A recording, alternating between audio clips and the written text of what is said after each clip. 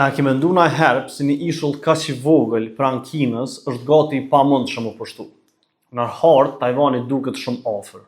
Vetëm rreth 160 kilometra e ndojnë nga brigjet kineze. Por në një luftë potenciale, kjo distancë kthehet në problemin e parë të madh për Kinën. Çdo anije kineze që niset drejt Tajvanit duhet të kalojë një hapësirë detare të mbikëqyrur nga raketa kundërajrore, dron, mina detare dhe artilleri bregdetare. Pra, sulmi potencial nis shumë përpara se trupat të arrijnë në breg. Tajvani e ka ndërtuar mbrojtjen me një logjik shumë të ashpër. Çdo hap drejt ishullit duhet të ketë kosto të lartë për Kinën. E në zhargonin ushtarak, kjo njihet si Porcupine Doctrine, ose mbrojtja e riqit. Pastaj vjen pjesa më e ndërlikuar, zbarkimi. Tajvani ka pak zona ku një ushtri e madhe mund të zbarkojë me tanke, pajisje të rënda dhe furnizime. Disa analiza ushtarake përmendin rreth 14 pika të mundshme ku një ushtri mund të zbarkojë. Kjo ja ngushton Kinës hapësirat e manovrimit dhe e bën mbrojtjen e Tajvanit më të përqendruar. Edhe nëse trupat kineze arrijnë në breg, territori fillon të punojë kundër tyre. Lindja e ishullit ka formacion malor dhe shkëmbor. Qendra dominohet nga varmalet dhe perëndimi ka qytete, rrugë, porte,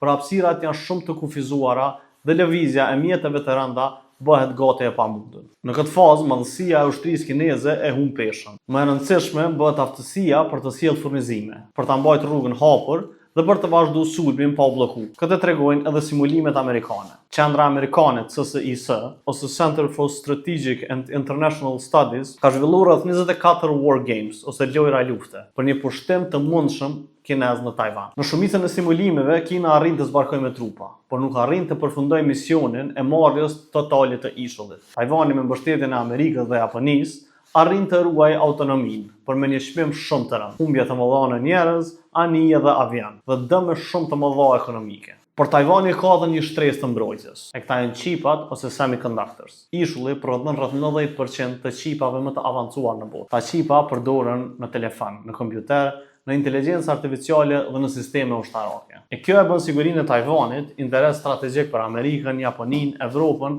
dhe kompanitë më të mëdha të teknologjisë. Pra në hartë, Tajvani duket afër. Në realitet, mes Kinës dhe Tajvanit qëndron deti, territori, teknologjia, aleancat dhe çmimi i një lufte që mund ta trondesë rendin botror.